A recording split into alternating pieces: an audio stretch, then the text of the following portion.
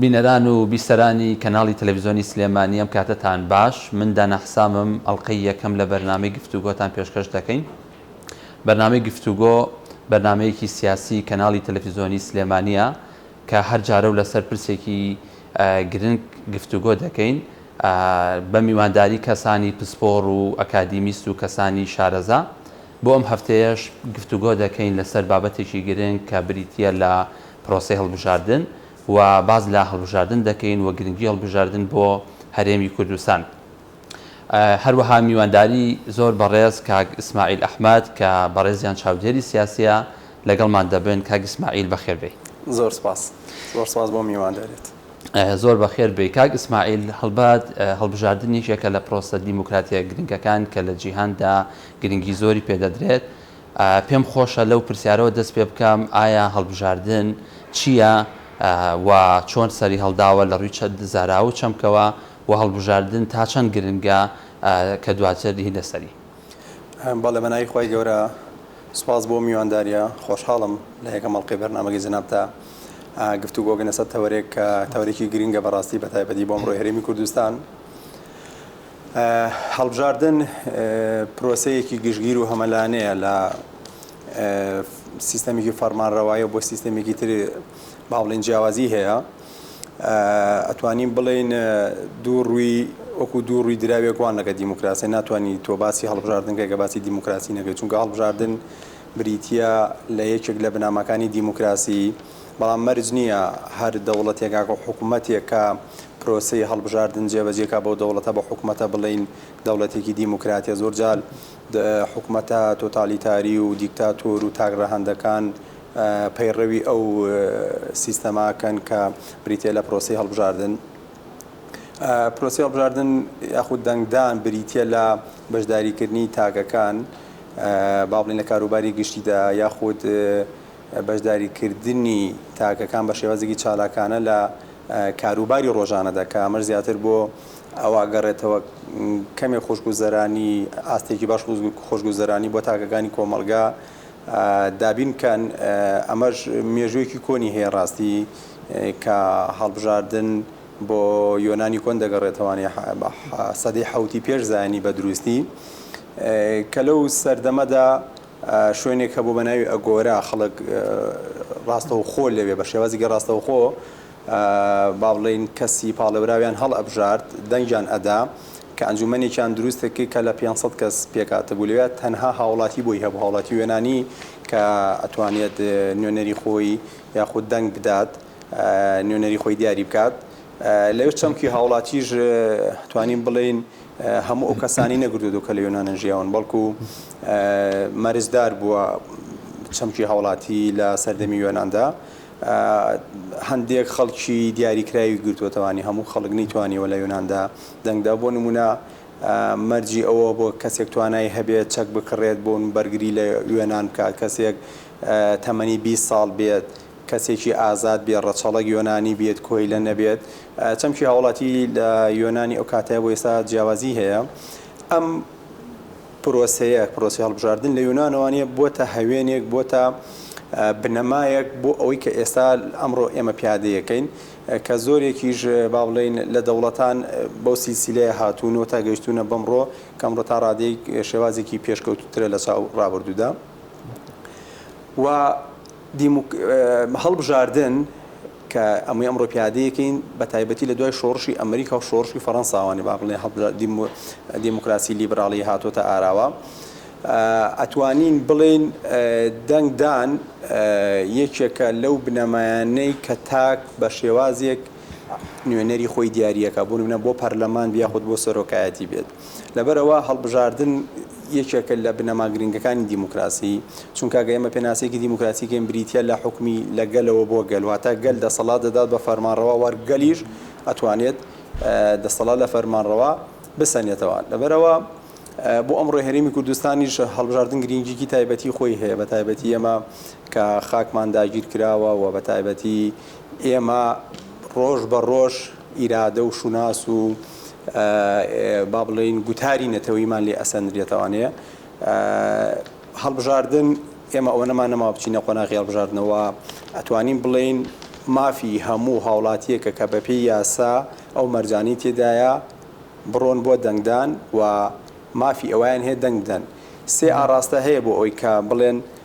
هەڵبژاردن مافە یاخود ئەرکە و لەسەرشانی هاوڵاتیانەوە ئاراستی سێمی شەردوویان تێگەڵەکە. تێڕانینێکەیە ئەڵێ هەڵبژاردن مافی هەموو کەسێکە کە بەپێی یاساناسان لە چوارچێوەی یاسایە بۆیان دیاریەکەن و بە شێوازێکی پارێز ئەیهێڵنەوانی و مافی خۆیانە بچن پیادەی ممارەسە و پیادەی ئەم مافەی خۆیان بکەن و بەبێ ئەوەی هیچ تووشی سزایەک و لێپێچینەوەیەکی یاسایی ببنەوەی مافی خۆیەتی بەشداری ئەکات یاخود بەشداری ناکات. تێڕۆنی دووەم ئەڵێ نەخێر ئەرکی سەر شانی هەموو ئەو کەسانی کە مەرجەکان ئەیگرێتەوانی ئەبێ بڕوات ممارەسەی ئەمە بکات، چونکە ئەمە تەنها تەعبیر لە ڕاو بۆچوونی خۆی ناکات. کۆمەڵی خەڵکەیە ناتوانێت بەشداری لە پرۆسی هەڵبژاردن و دەنگدان هاتکە بۆ نمونەوەی کە مەرجەکان نایانگرێتەوانێ ئەمە تەعبیر لە ڕاو بۆچوونی ئەوانیشەکەن. لەبەرەوە ئەرکی سەرشانێنە بڕۆن ممارەسەی ئەم ئەرکی خۆیان بکەن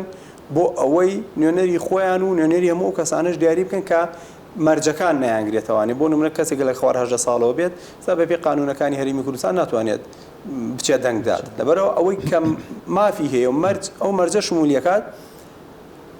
ئەتوانێت تەعبیر لە ڕێو کەسەش بکە کە مەرجەکان شمولی ناگات. تێڕۆنی سێمەڵێ هەم ماف و هەم ئەرکە هەردووکی تێکەڵاو کردووە. ئەڵێ هەم مافی هەموو کەسێکە بچێت یاخود نەچێت و لە لایەکی دیژەوەڵێ ئەرکە ئەبێ بچێت و ممارەسەی ئەمە بکات. لەبەر کۆمەڵی هۆکار نامێ زۆر درێژە بوو بابەتە بدەم. لەبەرەوە ئەرکی سەرشانی هاوڵاتیانیانەوە ئەتوانین بڵێن ڕێژەی تا بەشداری لە هەڵبژاردنیشە بەرز بێت، خەڵک ئەتوانێت نوێنەری زیاتری خۆی دیاری بکات و ئەتوانین بڵێن ئێمە لە 92وانی کە لە 1992 یەکەم هەڵبژاردن لە هەرێمی کوردستاندا ئەنجام درا هەتاوەکو ئێستا و لە 20 بڕیارە هەڵبژاردن گرێ 2024 بە چەند قۆناغێکی جیاجایە ئێمە تێپەڕین، چونکە لە دوای یەکەم هەڵبژاردن ئێمە تووشی هەندێک کارەساتی ناخۆشی ناوخۆی و شەڕی براکوژی و شەڕی ناوخۆبووینەوەوە لە دوای ڕووخاندنی ڕژێمی بەعەز لە 2005 درێمە چوون و ناو قۆناغی دیموکراسی و هەڵبژاردن و خەڵک بە ئازادانە نەتوانیوێتی نوێنەری خۆی دیاری بکات چ لە پەرلەمان بێت و هەڵبژاردننی لە هەرێمی کوردستانە با بڵین خەڵک نوێنەری خۆی دیاریەکە بۆ پەرلەمان. دوای لە لاو پەرلەمانەوانێ خەڵک ئەندام پەرلەمانەکان و کە نوێنەری خەڵکن حکومەت پێگەین و باڵن شەرع دەدەن بە حکومەت. هەر حکومەتێک لە سیستەمێکی دیموکراسیە ئەگەر بێت و لە ڕێی هەڵبژاردنەوە نێتە سەر حکوم ئەو حکومەتە شەرعێتی نییە، واتە تۆ نابێت لە ڕێگای هیچ توندوتیژیەکەوانەیە کودەتایەکی سەربازیەوانە یاخود ئینقیلابێکەوە یاخود هەر شێوازێکی دیری توندوتیژی و چاوسورکردنەوە هەڕەشەکردن بەکاربێنیت لە پرۆسی دیموکراسیە و لە پرۆسی دەنگدانە، چونکە پرۆسی دەنگدان یەکێک لە بنەماکانی دیموکراسی. دەست خۆش بێ ئوستازی خۆشەویست. وڵا بەنسبەت ئەوەی کە جەناب باسێکرد لە دوای ساڵی 1992 کاتێک یەکەمی پرۆسەی هەڵبژاردن لە هەرێمی کوردستان ئەنجام درراوە، بێگومان تا ئێستاکە 6 خولی پەرلەمان هەڵبژاردننی تێدا کراوە. لێرەدا پرسیاری سەرەکی ئەوەیە لە دوای ئەو خولانی کە هەڵبژاردن کراوە هەڵبژاردننی تێدا بە شێوازێکی گشتی ئەنجام درراوە، توانین بڵین لە ئێستاە دوورکەوتنەوەیەکەیە لە نێوان لایەنە سیاسەکانی هەرێمی کوردستاندا و بەسەڵەتێکەیە ئایا بەڕای بەڕێستان ئەتوانرێت لەم بەم خولەی هەڵبژاردننی پەرلەمانی کوردستان ئەو بەسەڵەکە بشکێنرێت یاخود بە شێوازێکی دیکە پرسیارەکە ئەوە بێت کە ئایا ئەتوانین بڵین لەم هەڵبژاردننی کە دەکرێت ببێتە هۆکارێک بۆ نزیک بوونەوەی لایەنە سیاسەکانی هەرێمی کوردستان بۆی چیتر هەرێمی کوردستان ببێت بە ناوەندێکی گرنگی بڕیاردان هەروەکو چۆن ئەوەی کە لە پێشووتردا لە پێش ڕیفراندۆم و لە کاتی ڕیفراندۆمدا هەبوو کە پێگە و سەنگی هەرێمی کوردستان پێگەیەکی زۆر باشی هەبوو لە ڕووی نێودەوڵەتی و لە ڕووی هەرێمایەتیشەوە. بۆیە پرسیار لێرەدا ئەوەیە ئایا ئەتوانرێت بەو شێوازە پێگەی هەرێمی کوردستان بۆ شێوازە بگەڕێتەوە ئەو ئاسەی جاران؟ خۆی هەرێمی کوردستان وەکو هەرێمێک کە خۆی بەڕێوە ئەوات پێگەیەکی باشی هەیە لە ڕۆژهەڵاتی ناوەڕاست و لەسەر ئاستی گیان، چ لە پێش ڕیفراندۆم چ لە دوای ڕیفراندۆم. ڕاستە کۆمەڵێک قۆناغ و مەراحلی ناخۆش بەسەر هەرێمی کوردستان داهات، بەڵام ئەمە ئەوە ناگەێنێت کە بڵێن هەرێمی کوردستان سەنگ و قورسایی خۆی لە دەست داوە. ئەمیش بەڵگەمان بۆ ئەوە هەیە کە چ لە نەتەوەیە گرتوەکان و نوێنەریان چ لە نوێنەری ویلایەتە یەکگرتوەکانی ئەمریکا و دەوڵەتانی ئەوروپا باسی بوونی کوردستانێکی بەهێزەکەن. ئەم کوردستانە بەهێزەش دیارە مەبەستیانە کوردستان بە بەهێزی بمێنێتەوە، بۆیە لە وتار و قسەکانیانە ئاماژە بەوە دەدەن. و خاڵێکی تر ئەوەی کە جەنابە باسی کرد ڕاستی خۆی پێچەوانەکە ڕاستە کە لێک نزیک بوونەوە بوونی بەستەڵک لە نێوان لایەنە سیاسەکان و دوورکەوتنەوەیان بەداخەوە یاخود سروشتی هەڵبژاردن خۆی وایە، نزیک بوونەوە لە هەڵبژاردن وە ئەکات کە لایەنە سیاسەکان زیاتر شەڕئی ئەعلامی و ڕاگەاندن دژیە بە یەکترەکەن بۆ با بڵێن جۆڵاندنی هەست و سۆزی جەماوەر و تاکەکانی کۆمەلگە بۆ ئەوەی دەنگیان پێ بدەن. لەبەرەوە تاوکو لە هەڵبژاردن نزیک بینەوە ڕۆژ بە ڕۆژ ئەبینین شەڕی ڕاگەاندنەکان زیاترە بێت و لێک دوورکەوتنەکان زیاترە بێت، هەرێکە و هەوڵی خۆیە دا توانای خۆی غادەگەڕ و وزە و توانای خۆی لایەنی مادی و معنەوی بۆ ئەوەی دەنگی زۆرینەی جەماوەر بەدەست بهێنێت. بێگومان ئەوەی کە ئێستا ئەوەی کە دەبینین لە نێوان لایەنە سیاسەکاندا هەریەکە لە حزبە سیاسەکان کاندیدا و کەسی خۆیان هەیە کە نوێنەرایەتی حزبە سیاسەکان دەکەن و نوێنەرایەتی خەڵکی دەکەن بۆی بشێتە پەرلەمانەوەی کە جەنابەت ڕوونکردنەوەدا شتێکی زۆر جوان بوو لەسەر ئەوەی کە لە ئەسینا کاتێکە بە شێوازی ڕاستەوخۆ هەڵبژاردن کراوە. بێگومان ڕەنگە لە قۆناغی ئەمڕۆدا ئەو شێوازە ڕاستەوخۆی هەڵبژاردن بوو بێ بە شێوازی نوێنەرایەتی لەوەی کە خەڵکی ئێستا نوێنەر هەڵدەبژێرن بۆی بکە پشگیری خەڵک بکاوە خواست و داواکاریەکانی هاوڵاتیان بەدەست بێنێ. بۆیە پرسیار لێرەدا ئەوەیە ئایا حزبە سیاسەکان ئەو کاندیدانەی خۆیان کە پێشکەش دەکەن ئایا تا چەند دەتوانن لە ئاس و خواستی خەڵکییا بن و هاوڵاتی تا چەند دەتوانێت متمانە بەو کاندیدانەی حزبە سیاسەکەی خۆی با تاوەکو بتوانێت نوێنەرایەتی ڕاستەقینەی ئەو بکات لە پەرلەماندا. خۆی بەداخەوانێت تا ئێستا دیموکراسی یاخۆت هەڵبژاردن لە هەرێمی کوردستانە نەبووتە نەریتێکی جوان بۆ ئەوەی لە ڕێگەی هەڵبژاردن و گۆڕانکاریەکان دروستکەن یاخود زۆر جار دەساودەستی دەسەڵات کەیت. ئەبینین لێرە لێ جۆمان لێ بێت ئەگەر ئێمە ئەوەندە کورسی بێنین هەر لە شوێنی خۆمانێنی و هەموو پۆست و پلانی هەمان بووەوە بەدەستی ئێنینەوە. هەڵبژاردن وەکو بنەمایەکی دیموکراسی نەبووتە ئەو نەریتە جوانەی کە دەساودەستی دەسەڵاتی لێ بکەوێتەوە و گۆڕانکاری لە کەسانی فەرمانڕەوا بکەن کە حکومەت پێکێنن. و بەداخەوە تا ئێستا کە حیزبە سیاسەکان هەر چەندێک کورسی بێنێ لە یەکەوە تاوکو ڕێژەیەکی زۆریش دوازار بەشدارە بن لە حکومەتەوە بە پێی ئیتیفاقی بە پێی ڕێکوتنی لایەنە سیاسەکان و ئەبینین ئێمە لە ڕابردوودا حکومەتی بنکە فراوانمانە بۆ کە لە 5 حیزبی سەرێکی هەرێمی کوردستان پێکهاتوونە و با بڵین لەلایەن 2 حیزبی سەرێکی یەکێتی و پارتیەوانەیە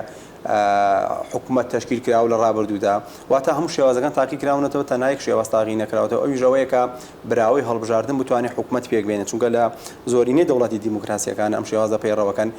چی پارتێکی سیاسی براوەی هەڵبژاردن بێت حکومەت پێگەهێنێت. و مەسەلەی کاندیدەکانیش ئێمە ئەبێ بگەڕێنەوە بۆ واقعی هەرێمی کوردستان. ئێستا واقعێکی پوزگەرایی لە هەرێمی کوردستاندا هەیە و وایان کردو ئاراستی تاکەکانی کۆمەڵگە ئاراستی گەنجەکان بە تایبەتی بە شێوازێکە بە ئاراستەیەکا بیبن کە زۆر بە شێوازێکی ورد و وەقوڵ بیر نەکەنەوەن بۆ ئەوەی نوێنەری خۆیان دیاری بکەن. هەتا ئێستا واقعی هەرێمی کوردستان نەگەیشتۆتە واقعێک کە بەرهەمی کۆمەڵگەیەکی مۆدێرن بێت. هەتا ئێستا ئێمە وا بیرەکەینەوانێت کە ئەم کاندیدا لە عشرەتەکەی منە لە خێڵەکەی منەوەکەوەی ئیبن خەلدون ئەڵێت پەیوەندی دەمار و خوێن بە یەکمانەوە ئەبەستێتەوانێ ئێمە هەتا ئێستا و کەسانی خۆمان هاوکاریانەکەین دنیان پێدەین بۆی بچنەوە شوێنە لە ئێمە لەبەر ئەوەی لە گرنگی ئەم دەستگایەتی نەگەیشتوونە کە بریتە لە دەستگایەکی گرنگ یەکێکە لە دەسەڵاتە هەرە گرنگەکان لە هەر سیستەمێکی سیاسی و لە هەر وڵاتێکا بێ بە تایبەتی لە سیستەمە دیموکراسیەکانەکە پەرلەمان دەستگایەکی گرنگە دەستگایەکی دەسەڵاتێکی باڵای هەیە لە سیستەمە پەر لە وڵاتانی کە پەیڕەوی سیستەمی دیموکراسیەکان و گرنگی هەڵبژاردنی لێرە ئەوەیە کە تۆ بە تایبەتی کە جان ژاک ڕۆسۆ ئەڵێت ئەبێت با بڵێن ئەو ڕەهەندانت هەبێکەوە دیموکراسی لێ بەرهەمێنرێ بۆ نمونە فەرمانڕەوایەک هەبێت لەلایەن خەڵکەوە هەڵبژێردرابێت و پەرلەمانێکە هەبێ ڕاستە و خۆ دەقا و دەق وەکو خۆی نوێنەرایەتی خەڵک و گەل بکات و دادگایەکیش هەبێت کە دادگایەکە بێلایەن بێت سەر بە هیچ ئایدۆلۆژیا و پارتێکی سیاسی نەبێت. لەبەرەوە ئێمە ئەبێت لە گرنگجێم دەستگای تێ بکەین بزانین چی ئەنێرینە پەرلەمان و کێ لە شارەزای لە بواری یاسا و دانانی یاساکان و پێشکەشنی پرۆژەکان و چاودێریکردنی دواتر یاساکان، چونکە ئیشی پەرلەمان ئەوەیە کە تۆ تەشریعی یاسا کە یاساکان دائەنێت دواتر چاودێری یاساکانەکەیت لەبەرەوە بەداخەوە حیزبە سیاسیەکانی ئێستا لە واقعی هەرێمی کوردستان تێگەیشتونە ئەزانن چ کەسێک جەماوەرێکی باشی هەیە ئیتر ئەگەر ئەمە لە ئەلفوبای سیاست و لە ئەلفوبای یاسا و پەرلەمان و دام و دەستگاکانی شتێ نەگەیشت بێت ئاساییە بەلایەوە بەڵام دەنگێکی پێکۆکاتەوە 2000 ئینێرێتەوە شوێنە ئێمە ئەگەر بەراوردی بکەین لە خولی یەکەم و ئەوەی کە هەتا ئێستا تێپەڕیوە بەداخەوە ڕۆژ بە ڕۆژ وە خول بە خول ئەتوانین بڵین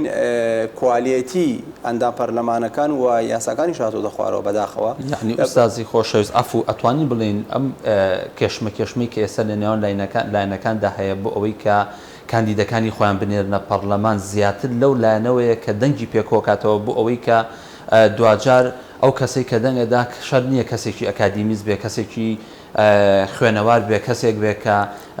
لە ڕووی پێگەی سەقافی و کەسێکی پێشکەوتوو بێ بەقەت ئەوەی کە کەسێک بێ کە کەسێکی کۆمەڵایەتی بێ یاخود کەسێکی ئیعلامی سۆشیال میدیایی بێ وەکوی کە هەیە ئەگەر ینیەکە تەواو بێت بڵێ کەسێکی بازاڕیە ئەوەی کە باس دەکرێت ئەتوانین بڵین ئەم حیزبانە زیاتر هەوڵە ناوە کە ئەم کاندیدانی کە دەینێنە پەرلەمان کەسانێک بێت تاکە ئامان شتێکدا کۆکردنەوەی دەنگ بێت جائیتر ئەو کەسە هەر جۆرە کەسایەتێکی هەیە لە دەرەوە ئاسایی بێت ئەتوانی بڵین شێوازەکەی لەوەیە کۆبکەینەوە گوێ بە کەسانی خوێنەوار و کەسانی ڕۆشنبیری وڵات نەگیرێت لەو بابەتە بەدەگمە لە ناو حیزبە سیاسیەکانە بینی یاساناسێکی باش بنێردێتە پەرلەمان وە سەپۆرتی گرێ و پشتگیری بێ بۆی دەربچێت لە پەرلەمانە 2000 یاسایەک دەرکا کە ئەو یاسایە 2000 بە بەرژەوەندی تەواوی خەڵکی هەرێمی کوردستان بێت کەمترین ئەو کەسانە زیاتر ئەو خەڵکانە با بڵێن پشتگیری ئەکرێ یاخود ڕەواجی هەیە کە لەناو عەشرەتێکی خۆیان کەسێکی دیارە تا ئێستا ئێمە بە شێوازی عەشرەتگەرایی و نەریتی و خێڵەشی بیرەکەینەوە بەداخەوە چونکە ئەمە دوورە لە دام و دەستگایەک و سیستەمی دیموکراسی دام و دەستگایەکی گرنگی وەکو پەرلەمان بەڕاستی چونکە پەرلەمان با بڵێن لە ئەنجامی هەڵبژاردنەوە دێتە بوون کە تۆ ئەو نوێنەرانەی خۆت دیاری ئەەکەی بە شێوازێکی ڕاستەوە خۆ نوێنەری خۆت بۆ پەرلەمان دیاری ئەەکەی لەبەرەوە ئێمە ئەبێ لە گرنگجەم دەستگایەت یەک وەکو پێشتر ئاماژەم بێدا بزانی چی ئەنێرینە پەرلەمان و شارەزا بێ لە یاسادانان و شارەزا بێ لە پێشگەژنی پرۆژەکان و 2000 یاسایەک بێ بە خزمەتی هەرێمی کوردستان و خەڵکەکەی بکشێتەوانێەوە ئێمە بەتایبەتی لەم ڕۆی هەرێمی کوردستاندا خەڵکی شایستە لە پرۆسە دیموکراسیەکانە زۆر بەدەگمەن دەرەچن ئیتر پرۆسی پەرلەمان بێت یاخود هەر پرۆسەیەکی تر بێت کە هەڵبژاردننی تیادا ئەنجام بدرێت ناپلیۆن قسەیەکی این ئەفو هیتلەر قسەیەکی هەیە کە خۆشی هەر بە هەڵبژاردن ناتە سەر حکم ئەڵێ خەڵکانی شایستە خەڵکانی ئەوەی کە قابلیەتی ئەو شوێنەی هەبێت لە پرۆسی هەڵبژاردنە وەک وایە دەرچوونی لە پرۆسی هەڵبژاردنە وەک وایە کە تۆ باری حوشتر بە پەمۆ بکەی بەکوونە دەرزیە واتە دەرچوونی خەڵکانی شایستە بۆ ئەو شوێنە لە ڕێگای هەڵبژاردن و پرۆسی دیموکراسیەوانەیە ئەوەندە زەحمەتە تا ئێستا ئێمە نەریتی دیموکراسی و هەڵبژاردن لە هەرێمی کوردستانە نەگەیشتووەتە نەریتێک کە نەریتێکی مۆدێرنانە بێت و ئێمە بە عەقلانیت بیرکەینەوانێ نەڵێن ئەمە خزممە و ئەمە فڵانە و لە فڵان عەشرەتە و یاخود ئەمە ئاوە هاوکار ئەوانە ئێمە هەتا ئێستا وا بیرەکەینەوانێ ئەگەر بە شێوازێکی عەقلانانە بیرکەینەوانێ ئەزانین ئێمە چێنینە پەرلەمان 2000 دەستە خۆش بە ئوستازی خۆشەویست ئەمەوێت لەسەر ئەو خاڵەش ڕئی بەڕێزت وەربگرم لەسەرەوەی کە بێگومان کاریگەریەکان ئەوەی کە جەنابیشت باست کرد کە کۆمەڵگەی کوردەواری کۆمەڵگەیەکی خەریکە بەرە و واقعێکی پوچگەرایی دەڕوا من پێم خۆش بوو لەسەر ئەو قسەی جەنابێت هەڵوێسێ بکەین لەوەی کە ئایا ئەم کۆمەڵگای یاخود ئەم واقعە وای نەکردووە کە خەڵکان بەرامبەر بە پرۆسەیەکی گرنگی وەکو هەڵبژاردن متمانەبوونیان بە پرۆسەکە یاخود بە شێوازی دەنگدان بە پرۆسەکە لاواز ببێت جا من پرسیاری من لێرەدا ئەوەیە کە ئەو ئیرهابە فکری کە پێشووتر هەبووە ئایا ئەتوانین بڵین هەمان ئەو شێواز و ستایلە بۆ پرۆسەیەکی گرنگی وەکو هەڵبژاردنیش دروستە ئایا خەڵکی بە بەرنامە و بە مەناهیجێکی دیاریکراوە وا لە خەڵکی نەکراوە کە سار ببێتەوە لەوەی کە متمانەی بە پرۆسی هەڵبژاردن و بە دەنگدان نەمێنێت ئەمەی جەنابەت دوو تەوار لەخۆگرێ یەک نەمانی متمانە بە پرۆسی هەڵبژاردن و وەدام و دەستگا حکومەکان زۆرجار یاخود بە حکومەت لە لایەکی تری شەوانێ ئەوەی جەنابە ئاماژۆ پێدا باسی ئەو گوتارت کرد کە ئەو ئیرهابە فکریت کرد کە هەیە لە هەندێک شوێنە ئەگەر من ئاماژە بۆ بدەم کە نەمانی متمانە بە پرۆسەی هەڵبژاردن و دیموکراسی و حکوومەت ڕاستی بۆ ئەو گوتارە پۆپۆلیستی ئەگەڕێتەوانێ کە لە سنووری جوگرافیایکی دیاریکراوی هەرێمی کوردستاندا هەیە چونکە گوتارێکی پۆپۆلیستی هەیە خەڵکێک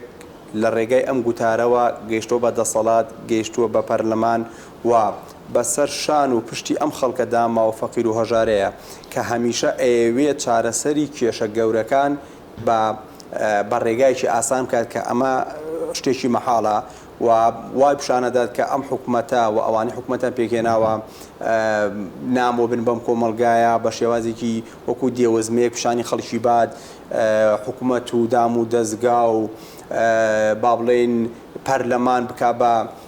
دام و دەستگایەکی بێ ئەهمیەت و بێ ئەرزش و بۆی کە گرنگ نەبێت چونکە ئەمان لە دەسەڵاتانین ئەگەر ئێمە بچینە دەسەڵاتەوە بەم شێوازاکەین و بەم شێوازاکەین و زۆر حیزب بەم شێوازە تاقی کراوەتەوانێ و لە